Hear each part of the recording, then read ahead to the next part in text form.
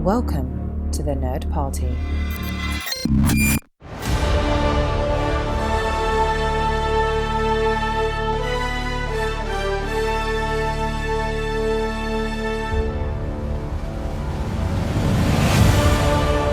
Hello and welcome to another episode in our special Celebrating Superman series here on Missing Frames. I'm your host, Sean Eastridge. Normally on Missing Frames, we watch all the movies we should have seen by this point in our lives. But as we count down the months to the release of James Gunn's Superman on July 11th, I will be interviewing my favorite writers, artists, superfans, and more. I have been so busy, you don't even know. But I've been busy in a great way. Like, I would not have it any other way. This is the best kind of busy to be. What could be better than talking with a bunch of Superman people? I mean, this is seriously the best. And I've talked to so many awesome people. Josie Campbell, Mark Waid, Mike Carlin, Jason Aaron, and most recently, Superman and Lois writers Adam Mallinger and Juliana James. I've also spoken with Steve Eunice, the owner of the Superman homepage, and Morgan Siebert, the owner of the Super Museum in Metropolis, Illinois. And there is more to come. Believe you me, you do not want to miss it. So stay tuned, and if you like what you're hearing, please share it with a super friend. The more, the merrier. Today, I am talking to the aspiring Kryptonian herself, Tasmin Humphries. Tasmin is the owner of the UK's largest Superman site and one of the first superfans I remember following on social media. I remember seeing her in this amazing BBC special where she was basically showing off her Superman collection, and I was like, I need to be friends with that person. Tasmin and I got to hang out on Superman Day, so we geek out a little bit about the footage that was released on that day for the new movie. We also talk about what made her fall in love with the Man of Steel. We talk about our hopes for James Gunn's new film, our frustration with toxic fans, and also why it's okay for Superman to be a little cheesy. So, all of the essentials. It was a great conversation. I really enjoyed hanging out with Tasmin. I'm very appreciative she took the time to come on the show. I know she's very, very busy. And she even hung out with me on Superman Day. Like, what an awesome human being. So anyway, I really hope you enjoy listening. Let's go ahead and celebrate Superman with Tasmin.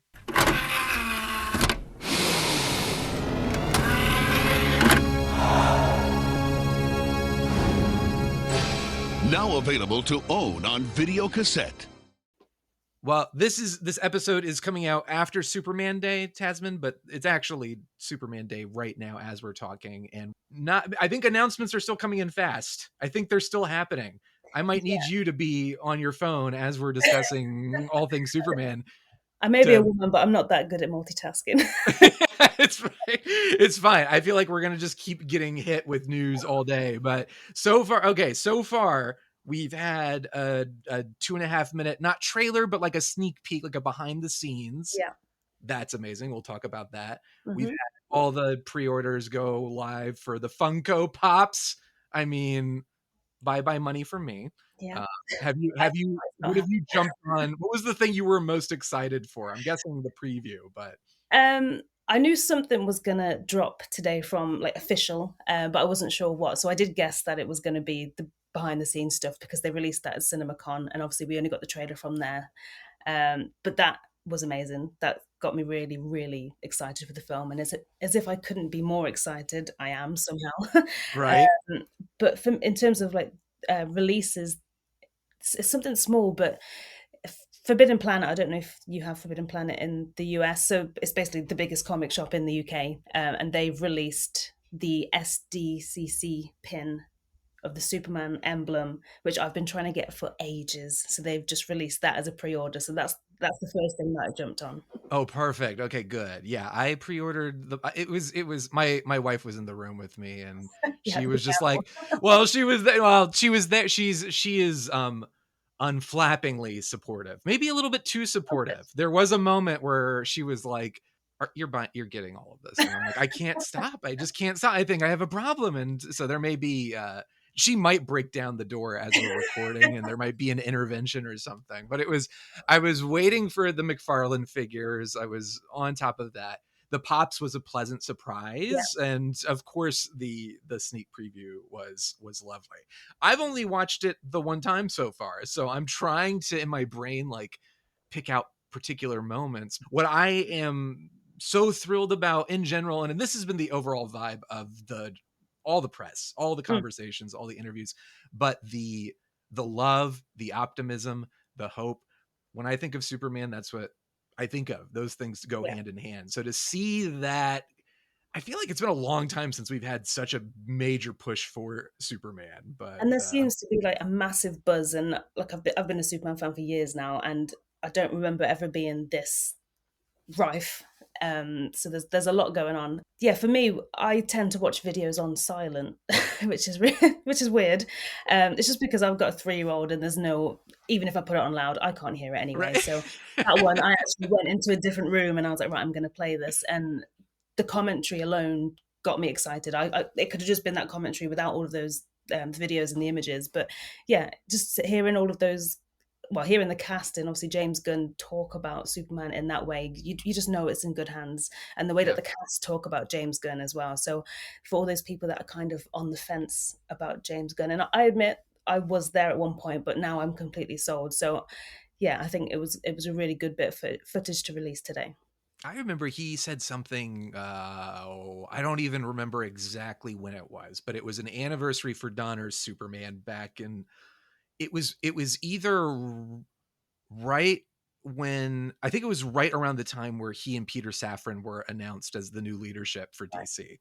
And I remember James tweeted out, and this was before he'd taken on the role of Superman. He tweeted out like just a like happy anniversary to Superman the movie and a poster, and he was talking about how much he loved it. And someone responded to his tweet about how important that film was. It was that movie in Star Wars. And James tweeted back, this movie to me was as big as Star Wars. And I'd been saying that for years. And I remember reading that and thinking, that's who I want in charge of Yeah. DC. And then when he announced that he was writing the script, I was like, that's who I want writing the script. And then when he was finally like, okay, yeah, I'm directing it too, I was like, well, this is everything I've possibly wanted. And as Yeah. far as the negativity goes, I've never been on that bandwagon. I've always haven't seen all of his films. I've seen Slither. Slither was a blast, and of course the Guardians films, which are just so full of heart. And the Suicide Squad was fun, and so I've always been a fan of his. And I think, knowing that that was his perspective and that was his heart going into it, I was like, this is good. This is going to be Yeah. good. He's got that variety in his filmography, Yeah. which is also exciting because I think uh, thinking about Man of Steel and Superman Returns, there's almost a rigidity to both of those films. I am not I'm not a big Snyderverse fan. I was a champion for Superman Returns, even though I think it's a very, very flawed movie. I will say Superman Returns is what got me into. I was always a fan of, well, I suppose we'll go into this in a little bit, but I was always a fan of Superman and superheroes in particular, not necessarily Superman. And then when that film came out, I just remember me and my cousin went to see it about 6 or 7 times in the cinema, and I just collected absolutely everything. And I've still got them all now, still all the action figures from Superman Returns, still boxed and everything. So that, for me, that film, it does have its flaws, but it's got a special place in my heart, that one. Are you ready? Are you ready for a real bonding moment? Go on. I saw Superman Returns 12 to 13 times. Okay. Maybe something deeper. I could never do that again in my life. It was No. just, I was fresh out of high school, going into college, no responsibilities. And then I think it was one of my best friends. He and I were champions of Superman. And I think we thought we were single-handedly going to lift its box office Yeah. to the heights that it needed to get a sequel. But so I'm with you. I have a lot of fondness for Superman Returns. I think the rigidity of it is the need to honor Donner's film. And with Man of Steel, it's almost the rigidity of it is the need to not be the Donner's film. So when you Yeah. have someone like James Gunn, who's so creative, such a comic book nerd, who really knows that material, it's going to be something colorful and loose and wacky and fun and heartfelt. And it's kind of shaking the cobwebs off this almost 100-year-old Yeah. franchise, where I think a lot of people are going to go into this thinking they know what Superman is and coming out being like, I never thought of Superman that way. And that's what's really exciting for me. And for the people that haven't really, well, anybody who hasn't really read like All Star Superman or Superman comics in general, the Superman you get in the films in some ways is and can be totally different to what you get in the comics. So I think this version so far, in terms of what we've seen, is very comic accurate, and everyone's like, "Oh, it's cheesy. It looks stupid. It looks funny. It looks silly." But I'm like, these people are not people I want to be friends. They are not allowed in my life. If you're complaining about crypto, I don't want you in my life. That's negative energy I don't need. That's my favorite. I love him. Let's talk about you, because you're the star of this show right now. And you are so, I imagine, so used to having to interview people and talk to Superman people. Have you gotten to be on the flip side of the mic? And a few times. A few times. I have. We say about interview, and I've kind of slowed down a little bit. I used to do loads back in the day when I had my own podcast, and we were kind of doing it every couple of weeks. But that's on hold at the minute. So it's been every now and then the odd interview. But when you have a kid, it slows things. I have a he's almost 4, so yeah, I know exactly what you're talking about. Yeah. So. Yeah, it slows it down. But yeah, I have been on this side of it, but not for a while. I think how I learned about your existence was I don't even remember how I saw it, because, I'm not in the UK, but it was a BBC special you were on, where it was like, look at this Superman collector. And I was like, this is somebody I need to be best friends with. And I think from there, I found you on social media and was able to follow your accounts. But I remember seeing that and thinking, like, where are these people in my life? Like, these are the people I want to spend more time with. That was such a random thing as well, because it blew up more than what I thought it was going to blow up, because basically it was 2 students that didn't even work at the BBC. They were just doing their uni course, or whatever tasks they had to do for uni, and they were like, "Oh, we were looking for some weird and wonderful stories. Can we come and talk to you?" And I was like, "Yeah, sure." So it was just 2 random students that just came to do it, and then it went, yeah. They obviously did very well. Is that like what really kind of launched you as far as being an influencer for Superman? Was that what kind of pushed you to the forefront? Well, I didn't think so, because I had my website on the side and my social media, and that kind of did blow up, but I didn't really find that when it did come out, I had a big influx of followers. It was kind of slow and steady, sort of the same. But when I started getting invited to these things by like Warner Brothers and stuff, they have like a cheat sheet of people that they've invited. So it will say your name and a picture of you, and the picture of me was from the BBC interview. So I was like, okay, it was that. That's amazing. So Superman Returns is kind of when you fell in love with the character, and that kind of kicked off the obsession. What are your earliest memories of Superman? I imagine you were aware of the character before that film. Oh yeah. So like I said, I was a fan of Superman, but not quite so intently, I will say.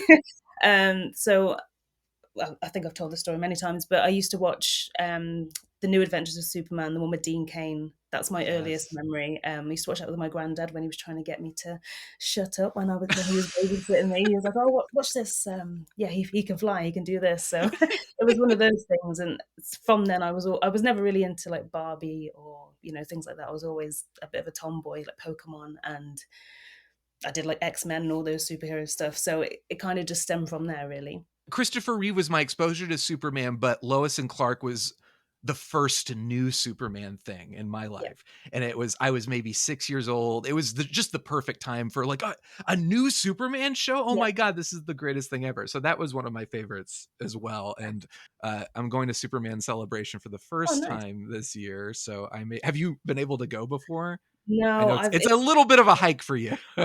Superman Celebration is one of those things I've always wanted to go to. I've been to like conventions in the US a couple of times, and I'm going to San Diego Comic-Con this year. And I don't know why, but it's been on my list, but it's one of those things that I've never actually done. So I think maybe next year I'm just going to just book it. And I think you should. You should. Yeah. And for me, it's just I found out I'm in Georgia, like not far from Atlanta. And I found out that Metropolis, Illinois is only a 6-hour car ride from me. I decided at long last just to take a day trip to So you're going to drive there and back in one day? I did. Well, not in one day. I spent the night. Technically, I guess a 24-hour period. I drove there.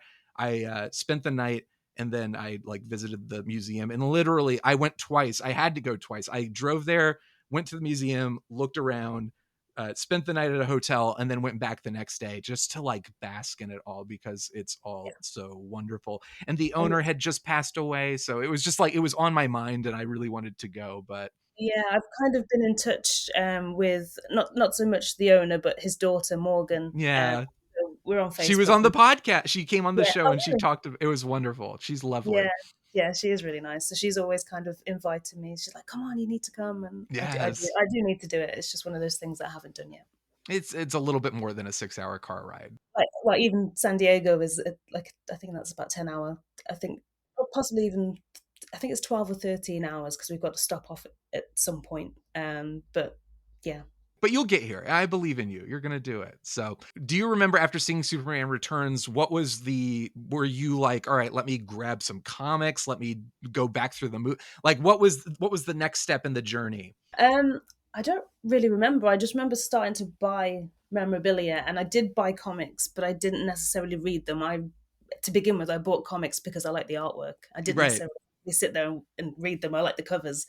And then, to be honest, I think the first Superman comic I read was Superman Red Sun, which is a random one to read for Yeah. you. And also like as far as like, oh, I love this character. Let me read this. Oh, So I kind just of. picked it up, and Right. yeah, It's kind of a all different the other take. issues that I had were like random issues in a story. So I was like, I can't really read these because it's like part two of a full story. So Yes. that was like the first full book that I had. So that's the first one I read. And then I did sort of fall in love with the comics. And now I would even probably say I like the comics more than any other source material. I spend all my time reading comics, pretty much, Yeah. all my spare time anyway. But I wouldn't say in terms of reading current comics, it was probably around the Bendis time when he revealed the truth. That was actually when I first started jumping on to ongoing comic series. So it was Oh quite wow. late. So more recently, Yeah. yeah. That's incredible. So was it that series, or was there a book that you read that really made you kind of be like, oh, I really love this medium. This is incredible. Um, I'd read like Superman Red Sun, and then I read like the big omnibuses, so like All Star Superman, and think like solo series, like a book, not an ongoing series as Right. such. But it wasn't necessarily that story. I think it was just that time that I could actually afford to buy my own. I was one of those that I have to collect everything, so I wasn't just buying one issue of each issue. Well, one cover of each issue. I was getting all of the variant covers. So yeah, it was very expensive. So I've kind of dialed that down quite a lot now, and sadly, because I have a child now. I'm not as bad as I used to be. I do kind of, before I'd literally buy everything and anything. I've got kids' clothes, like kids' underwear and stuff that I bought from like because it was Superman. So now I do kind of pick and choose what I get. So I make sure it's something that I really, really want, like something like I prefer like the statues or like a hot toy, Sure. things like that. So the cool stuff now. Definitely. Was there a point in your as you started collecting where you did realize like, oh, I'm going to need like a space for this? Like at what point did you start like, cause there must have been a switch from, oh, I'm going to get that. I love Superman. Let me buy this. Let me buy that to, you know what? This is actually going to be a centerpiece of my life now. I'm going to keep doing this. It was quite slowly but surely. Like obviously, I'd put bits around my room, and then my room basically looked like a 10-year-old boy's bedroom. The Superman stuff. And I remember when I first started going out with my partner. God, that was like 12 years ago now. He actually came around and he was like, "What in the world is this?" I was like, so yeah, I think it's just the collection got oversized. So just to give some context, we've just moved into a new house. So I've got stuff in the spare room, in boxes, everything's in the attic. I'm currently at my mom's house now just recording this, but her attic is full of my stuff as well. So there's a lot. There's a lot. What is your favorite, what's the most favorite thing that you've collected? Or are there a few things that you've collected that you love? There's probably a few things, but I would say my holy grail is it's an Action Comics 1 reprint. I think it was from 1993, but it's signed by Jerry Siegel, and it's all How like cool. certificate of authenticity. It's legit. So that's probably my holy grail. I've got like a piece of George Reeves' cape. They did like this. I don't know, it's about this big, but it's like a big frame, and it's got information about like when he started doing it, and it's just got a little tiny piece about that big. So that's pretty cool. God, I bet there's loads of things, but I just can't think of them. So, you know what? Let's go dig them out right now. Let's get it. But Superman Returns was really that was when I had Superman stuff, but consciously it was like, I was going to say I had a job. At that time, I did not have a job. So I had a job the year before, but that year I was definitely unemployed. So I don't know how I managed to see Superman return so many times. And I don't know how I managed to purchase so much. But it really was like, that was my first, the excitement of that was, it was my first, chance to see a Superman film in theaters. So for me, it was like, I'm going to buy as much of this stuff that's around as I can. But even then, it's not what it is now. And No. I'm okay And with it being like an explosion.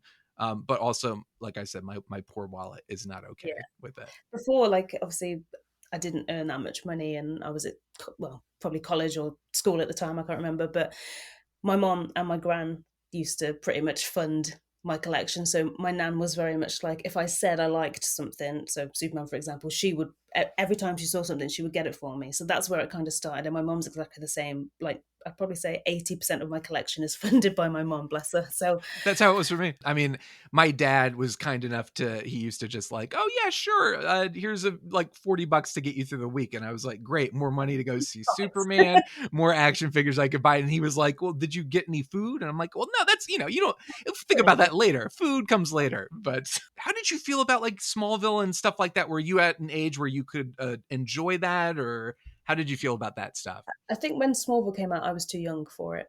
Yeah. All I remember, and I think it was all I remember, is seeing like the odd random episode. It was in the UK. It was on a channel called, I think it was E4, and that was kind of like a teenager channel, I think, or like late Yeah. teens. So every now and then I thought it was cool, and I'd put the channel on and it would be Smallville, but because I didn't follow any of the story, I was like, what's going on? So actually, I've only watched the series through once, and that was pretty. I finished it probably about 5 months ago. I'm so proud of you, because it's been out for how long now, and I still have not finished You know the what? It series. was an absolute struggle. Yeah. I started watching it during COVID, and first of all, it was really hard because, like, on streaming services, I was trying to watch it. It was really hard to find it. So you would find series 2, but then you'd be missing series 1. I'm like, where's the logic in that? So then I ended up buying the box set. So I've just been watching it through there. But yeah, it, it's Not the best show. it has its great moments, but I think it's just you had to be there in that time for it to be as impactful as people. And that's not to say it's not good. And I know there's a lot of people that are huge Smallville fans, but I just don't think it was for. I think I missed the bandwagon. I did not miss the bandwagon and 100% agree with you. But I remember it. So when it first aired, what I forget about is it came out, it was October 2001.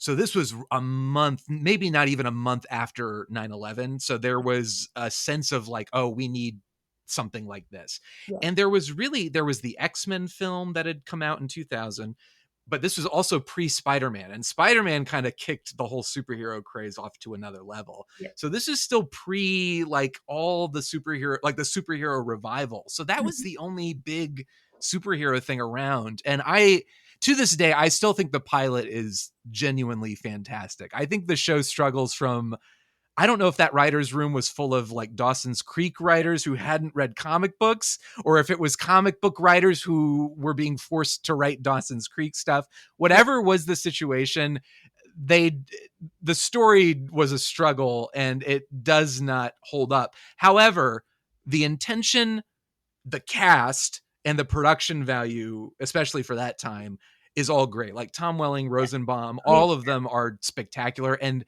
miraculously, with some of the stuff that they had to work with, I'm like, I don't know how you managed to say these lines with a straight yeah, face. yeah. I think you're right. It had my problem with it is it wasn't always about Superman. It was about all these relationships and Yeah. stuff, and Yeah. that's that kind of put me off a little bit. And When they started to skew from the Superman lore, because when it first started, it was like, oh, this is going to be the teenage years of Clark Kent. We're going to get to see this unknown era. It's going to be fun. And then when they started taking liberties with the story, and then I remember reading an interview where they're like, oh, it's an alternate reality, so it's not going to be exact like when he met Lois Lane. And and that's where I jumped ship. I was like, I don't want to play this game of like it's yeah, an alternate and I think reality. that's one of the, like, throughout. And I hated Lana Lang. Like, I like the character in terms of like comics and stuff, but Smallville's Lana Lang, I absolutely hate her. What was it about her that kind of didn't She work just, for you? I thought she was really horrible to him. He's She like is. he's like pining after her for like how many, like 6 eras or something like that. Right. She's horrible to him. She's horrible. Well, I dropped off I think around season 3 or 4 when it was live, and then my wife and I have been watching through it finally. Like we're on season 8 now, and almost every interaction, I mean, at this point I think she's left the show Yeah. completely, but their relationship was always like, Clark, why can't you tell me what you're feeling? And he's like, Lana, I have feelings for you, but I can't be with you. But then they'd be together, but then they'd repeat the same thing over and over and over again, where she would be like, I love you, and Yeah. then he'd lie to her, and then she'd be like, I can't be with you, and then it would just And go then on she and kind of on. turned into an agent spy sort of thing. Yeah. Into it. I was like, what is You're like, this is at a certain point, I have a lot of sympathy for the writers who, like, again, there was no superhero show at that time and they are running blind, but there is a sense of like, you guys really just, you're scraping the bottom of the barrel with. I think one of the mistakes that they made was introducing Lois while he's still trying to go for Lana, because we know he's not going to end up with Lana. We know. I feel like it was just wasted time. And then the last 2 series, I think, where he starts actually dating Lois, I was like, this is what I wanted. It's Yeah. gold. Like, I'm in season 8 and he still hasn't started dating Lois, and I'm oh, like, okay, so when does he end it's up the with last Lois? series. Like, I know, well, I know he ends up with her, of Yeah, course, but like, it's just been so funny to watch because they have like a very they're finally at the point where Lois is starting to be like, wait a second, yeah. is he, do I like him? And it's just so funny because their relationship has been so brother sister, so almost like sibling rivalry, that Mm. I almost feel kind of weird about thinking about the two of them romantically together. Yeah, I know what you mean, actually. And I think that, like I said, that's one of the mistakes that they made by introducing her during that time when he wasn't actually interested in her. Okay, so Superman as a character, Superman as a hero. Obviously, as you're getting into this character, you're a superhero fan and you love all this stuff. Mhm. What was the point where you kind of realized, like, oh, wait a second, but I think Superman, that's my guy. Like, I love, for me, I'm like, I love Batman and Spider-Man and all of them, but Superman has through the years just stayed my number one. So Yeah. what was that moment for you and why? I don't really know the specific moment, but he's just different to all the other superheroes. Depending obviously what superhero films you watch, they want to be superheroes. They want to be like these godlike characters, whereas Superman is the opposite. He wants to be like us. He doesn't want to be, all powerful like he actually is. He's trying his best to sort of blend in and be one of us. That's kind of one of the things that I really liked about him. And he just, no matter what you read or where you saw him, it just makes you want to be a better person. Mm. It sounds really cheesy, but it's just one of those things. Like when I was walking down the street wearing this to walk into my mom's house, and I was just like, if anyone gets mugged, I'm here. Don't worry. It just make you kind of have to be better. It's hard. It's hard to put into words, but yeah, No, I understand. I think what I realized at a certain point was all these heroes that I love, whether it's Batman, Spider-Man, Daredevil, like all these heroes, they're all great and they're all heroic in their own ways. But every single one of them has a backstory where it's like, Batman's parents got killed when he was a kid and he's traumatized and needs revenge. Spider-Man's uncle got killed and he feels guilty about it and he needs that. He is driven by that guilt. Daredevil, his dad got killed. It was just like, I kind of went down the list of like, God, all these so many of these superheroes are like driven by guilt and anger well, I mean, and Superman's story is pretty tragic still, but he uses it to motivate him, but not in the same way that Batman or Daredevil do. yeah. Like, And yeah, it's one of these things where it's like his thing was he was a baby, so he doesn't have he's lone. He has that like that loneliness of like, I've lost my people, I will never know my parents. But in general, when you ask like, why did he become Superman, it's like, well, because it's the right thing to do. I mean, I have these powers, why not be a hero? yeah, And that's not to downplay, I love Spider-Man and I love Batman, but it is, I realized at a certain point, it was like, it's kind of nice that Superman wasn't driven by the death of anything to yeah, become a hero, or the need to like, oh, if only I had done that. He was just like raised by Jonathan and Martha, yeah. who He's were like this, the purest superhero yeah, that he they. just, it's like you said, he was the hero who just almost in an, I like that you said it's kind of cheesy, but Superman is kind of cheesy. That's part of the appeal. is Yeah. the most powerful being on the planet is sort of this naive, sort of goofy, nerdy, lovable person who his entire reason for being is because he wants to help people. Yeah, and there's a lot of people that I know that are sort of into superheroes, and their favorites are always Batman. It's always the ones that are cooler, Yeah, as yeah. such. And when you say I'm a Superman fan, they're like, ugh, why? And I'm like, you just haven't read the right stories. Bringing it back to the James Gunn movie, part of why I'm so excited is it's very clear that he knows the stories. Like he loves the comics. Yeah, Uh, the Donner film is a classic and one of the greatest films of all time. It doesn't necessarily represent the comics that were coming out at the time. You know, it's an adaptation that brings Superman into the real world in a big epic way. yeah, Superman Returns is kind of just riffing off the Donner movie. It's not really looking at the comic books. Man of Steel is kind of just like Zack Snyder's interpretation of the character. It touches on some comic stuff, but not yeah. particularly. But that was always my response. Is like there is a wealth of material in the comics, some of the best stories you'll ever read that we've never really touched on. And I think there's a lot of potential there if we had somebody who was more familiar with that. He's like, oh yeah, I'm taking bits from here. He's actively trying to like sell these comics. He's like, go read this, go read that.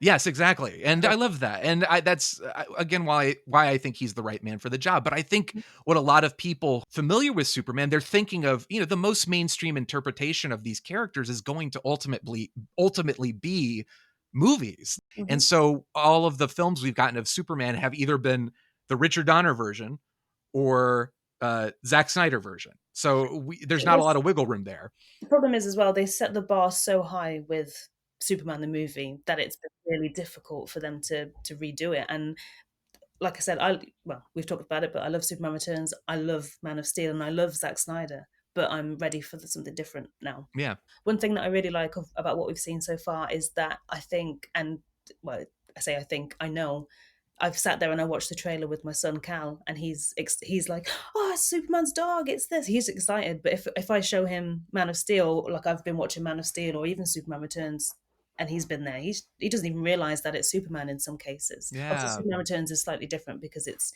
in terms of like the brightness, it's easily and the recognized. music, Yeah, yeah. but yeah, there's been times where I've been watching Man of Steel in the background, and he's not even realized that it's Superman. So I'm glad that this is kind of something that I'm going to be going to the cinema to watch with him, or Yeah, he's going to enjoy it with me as well. I think that is at the core of what Superman needs to be. You know, I read this interview recently with Ben Affleck where he's talking about how his son was too scared to watch Batman Oh, v really? Superman. Yeah. He said his son, I don't know how old his son was, but he said he was going to take his son, but his son was too scared. Like he was like, I don't want to watch it. This is too intense. And Affleck said, he's like, that's when I kind of realized, like, you know what, maybe this went too far. Yeah, And I think one of the big issues I have with that take on Superman, you know, and it can be like, obviously, like it can be intense and it can be absolutely have that intensity. Like there are some of the great films that I remember as a child, like Star Wars or Indiana Jones, have that violence and intensity. yeah, But it needs to be, Superman needs to be something that a kid can go to and walk out of feeling like, oh, I want to be Superman. I love Superman. yeah, And I think if I could pin my complaints down about not so much Man of Steel, but certainly the later, like Batman v Superman, it was like I don't know any kid who's going to come out of this feeling like no. happy about Superman. Well, I think I was talking about this with one of my friends. It's obviously not made for kids. It's made for people probably our age that are Yeah. fans of those characters and particular storylines. But what you want from a film is, regardless of whether you've read the comics or anything, you want something that everybody can go to, and especially kids. And there's not that much Superman. When you talk to people, they're like, "Oh, Superman's a kid's character," but when you think about it, there's not actually that much for kids of Superman. I know you have the animated series, but still, I would argue that's not particularly for kids. I think Mm. that's probably more for teenagers or younger adults. Um, and then you've got when like League of Super Pets came out, I was like, I want this, but for the whole Justice League because my kid loved that. I loved that. That was a great Yeah, I haven't watched it. watch it. It's great. My son loves the Bruce Timm animated series. Oh, Like really? he sings the song. He makes me sing the song to him every night before bed. He makes me That's sing that funny. and the John Williams song to him Yeah. before we go to bed. It's funny. I always find it funny. I think there is this fear that comic book fans have of not being taken seriously, of Mm. because I think that sort of beating up on Superman and saying, oh, it's kid stuff, but I love Batman, he's so dark. But ultimately, like, somebody who's not like a real comic book fan or superhero fan is going to look at Batman and say, that's a guy who dresses up like a bat and fights. Ultimately, and James Gunn said this, and I agree with him. I thought it was very telling and very encouraging that he said this. I know some people kind of like were like, how dare he? But somebody was like, how do you deal with these characters in like a real world? And he's like, well, it's not real. It's all imaginary. And we just get to like tell Yeah. stories that mean something. And I think that with superheroes, there are great serious stories and we've seen them. And the important thing is, as long as the heart's in the right place, Hmm. that will get you where you need to go. However, it is people dressed up with underwear over their pants. It's a kid whose parents were killed who decided, all right, I'm going to dress up like a bat every night and go beat up people. Like, there is something inherently ridiculous about Yeah. it. And the movie, what the best movies have done is they've kind of just, the Nolan films, kind of what they did is they accepted it and said, this is just the world we live in. It's the verisimilitude of the situation of the world we have. And you're just going to go with it. And we did, we believed it. Richard Donner was the same thing. Hmm. And to me, Batman gets away with it because Batman is a bit more of a mature character and can go to that dark realm. But Yeah. Superman has always been the contrast to Batman. And kids need to be able to look up to him. Yeah, and I like when they acknowledge that it's ridiculous. Like even in the Christopher Reeve film, there I can't remember the exact line, but there's at the Yeah. helicopter scene, he's like, "Nice outfit." So Yeah. I Hey, love Jim, when that's a bad outfit. That's one of the best yeah, parts of the movie. I love it. What Donner did so brilliantly was he put Superman in the real world and had everyone react to him. The important thing is that Donner believed in the character and Christopher Reeve believed in the character. They're not like going like truth, justice, and the American way, wink. Like it's the conviction. Yeah. And people need that. People, I think, there's almost, I don't know if you feel this too in the UK, but there is this sense of like, do we really need like another dark anti-hero, like another Batman? yeah, Like there's a sense of like the time is right for Superman to step in and kind of, like you said, he inspires that hope in you. When you wear his shirt, you feel kind of like, yeah, I'm like, I want to inspire people. Kids yeah, get really excited when they see, like, I remember going to pick my son up from school wearing a Superman shirt, and the kids are like looking at me like, they don't do that as much when I'm wearing just like yeah. a different character. Like, everyone knows Superman. I'd say I dress up, but I cosplay as well. So I remember the first time Cal saw me in the Supergirl suit, he was like, "Mommy, you're Superman!" And it was Yeah. just so and I yeah, love that. I like the little things. Obviously, Superman has these massive adventures where he's fighting like Darkseid, Doomsday, but I like the smaller things where he's helping a cat from a tree, or Yeah. I'm trying to think of another example, but No, that's it. That's it. That is the example. But like, it can be. We can get the best of both worlds. It yeah, doesn't. That's the thing that I think in the discourse surrounding, like, oh, I hate James Gunn, like Zack Snyder all the way, or vice versa. oh, It it's doesn't both. have to be one or the other. We can take the best of both interpretations and do something even better. And even with Fantastic Four as well, like they're both coming out roughly the same time. If you Right. watch both, then you can enjoy both. You don't have everyone just seems to compare everything against each other, and it drives me insane. It's been since the Beatles and the Rolling Stones. It's been like you have to pick one or the other. And I'm now at the point in my life where I'm like, I love both of them. Yeah, I love Batman and Superman. I love Star Wars and Star Trek. I love it all. Like, and yeah, I agree. It's like if you're really a Superman fan and you're on the internet waiting for another James Gunn trailer so you can tear it apart, are you really a Superman fan? Like, really? that's it. Ask Like yourself that.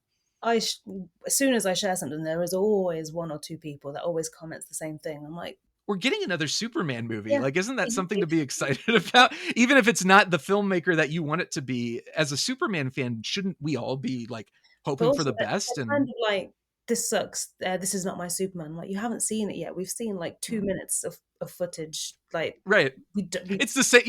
Ultimately, what it is that's been ingrained in, I think, the geek culture for as long as it's existed. I mean, I'm sure you are very familiar with when Michael Keaton was like the stories of when Michael Keaton was cast as Batman in 89, it was this without the internet. It was like newspaper articles, hate mail sent to Tim Burton and Warner Brothers, like Michael Keaton is going to ruin this character. It's the worst thing ever. It's da-da-da. And then like, look at it now. Everyone's like, Michael Keaton was the best Batman. Same with Heath Ledger when they cast him as the Joker. It was like, oh, it's going to be terrible. People as well. That at first, like I remember, obviously I was a Superman Returns fan, so it was Brandon Routh, and then they announced that they were rebooting it, and it was going to be Henry Cavill. I wasn't familiar with Henry Cavill, so I was like, no, what are they doing? What are they doing? And now Henry Cavill is probably one of my favorite Supermen. Yeah. So it's just it's another one of those situations. You just have to wait for it to come out and go watch it and enjoy. Yes, you might enjoy it, you might not. Yeah. How many people nowadays will say like Daniel Craig is the best James Bond? And I remember when they cast him and they were like, James Blonde, what an idiot, he looks so stupid, you know, like it's just always going to be it. And you're absolutely right. When you like wait and see the film, then you can form your opinion. I will admit the best James Bond is Pierce Brosnan. Pierce Brosnan is incredibly underrated. That could be a whole podcast episode in and of itself. Let's as we kind of wind things down here, let's do some rapid fire stuff. Okay. So favorite, I'm stealing this from my friends Brad and Lisa at the Comic Book Couples Counseling podcast. They've been asking this, but I love it. Walking out of the Superman theater, they're like, Tasmin, it's the greatest movie ever. You were right and I was wrong this whole time. Superman's the best. What comic books do I need to read? What do you tell them? One of my favorite stories is by Brandon Easton, and it's in Superman Red and Blue, and it's called A Measure of Hope. That's one of my favorites. That's one of those stories where it's like, it's not Superman fighting a big space alien. He's dealing with real world stuff. What's the plot of that one? I don't know if I've read that one yet. So there's a guy that's been writing Superman letters, and he's written like 60 or 70 letters, and it's basically asking for help with his mom who has an addiction problem. I have heard this. Yeah. This is great. And by the time Superman actually gets to it, obviously he's a busy man. It's sadly too late, and it's sort of Superman dealing with the fact that he can't save everyone, which is one of his biggest problems or biggest fears. So yeah, it's tragic, but it's a really, really beautiful story. Yeah, that's a great recommendation. It's got to be. I do love All Star Superman, and I know it's not quite a favorite, but I love Superman Red Sun. Because it's so good. It's good, but it's got a really special place in my heart because it's like one of the first Superman comics that I read. So, what would you say is your favorite Superman film? Is it Superman Returns, you think? It depends what you're going on. This is supposed to be rapid fire. I'm giving you like no, you're good. It depends in what capacity. I think Man of Steel is probably my favorite in terms of what happens and the plot. But Superman Returns is the one that I've watched the most, and it's one of my favorites because it's, like I said, it's got a special place in my heart because it's what got me into collecting. Other than Superman and Lois, who would you say is your favorite character? I'm going to attempt to say it, but Mr. Mxyzptlk, I think is how. But he's one of my favorites. I think he's so underrated, and like at the minute I'm doing a Superman reading order, so I've gone right to the start of Superman comics and I've been reading through, and at the minute I'm in 1960, so it's all the the really silly, the Silver Age, which I love, and I just love how petty he is. He literally exists to annoy Superman for no other reason. Yeah, it's great. I'm totally okay with that. Superman needs to be annoyed a little bit by someone weird like that. So what else is there? What else should I ask? What do you think? Favorite suit? Oh yeah, what's your favorite suit? I like Superman Red and Blue, particularly the blue one. That's probably my favorite. What about you? Oh, my favorite Superman suit? Jeez. I mean, I love the new one very, very much. God, I would have to go with Reeve just because I love that movie so much and that's so iconic. But I also really love Tyler Hoechlin's Fleischer suit and Superman and Lois. That is really great. Yeah. Trunks or no trunks? Oh, depends in what context. Again, I like trunks in terms of artwork because it looks iconic, but practicality, no. Trunks. Okay. I'm a Trunks fan. I love the trunks. I'm like, I don't need it to make sense. But like, sounds really bad, but I would take, if Superman was real, I would take him more seriously if he didn't have trunks.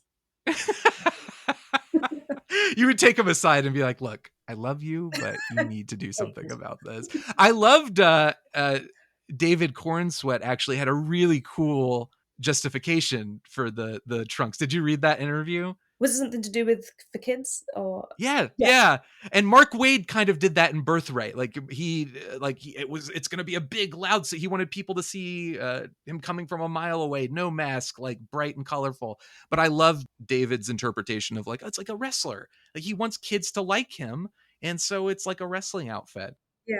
And I never really thought of it like that. Like I didn't think of it. I didn't Right. think of what kids would think. Well, that's what I'm saying. What a What would cool I? way to interpret it, because I was the same way. I was like, I never thought of it quite like that. Like how, like, oh, it's garish on purpose. Like it's supposed to be Yeah. kind of goofy because like he's powerful and he wants these kids to feel like it's okay. Wear your underwear outside your Yeah. pants. If I can do it, anyone can do it. Sorry, you mentioned Jason Aaron though, but Absolute Superman is just incredible. Isn't it great? I would probably that's probably one of the ones that I would recommend. Is if for people that don't like for people that think they don't like Superman, that is the story to read. That is a really good one to recommend to people who are like, Yeah. he's lame. Yeah, I hate to use the word, but it's more realistic, especially with everything that's going on in the world now. It's got that grounded. Yeah, It's more grounded for sure. absolutely. Well, Tasmin, this has been amazing. You're amazing. Thank you for having So me. I am so excited that you were able to do this. I am delighted you were able to do this You're welcome. on Superman Day of all Yes. things. You've got plenty of things you can do and that you have done and will Well, continue to it's a do. good excuse to get out of doing the bedtime routine with my little one. By the time I get home, he'll be asleep, hopefully. I am always happy to help get somebody out of the bedtime routine. I understand completely. Yeah. But Tasmin, thank you so much. Thank you Thank for you. celebrating Superman with me. Thanks for having me.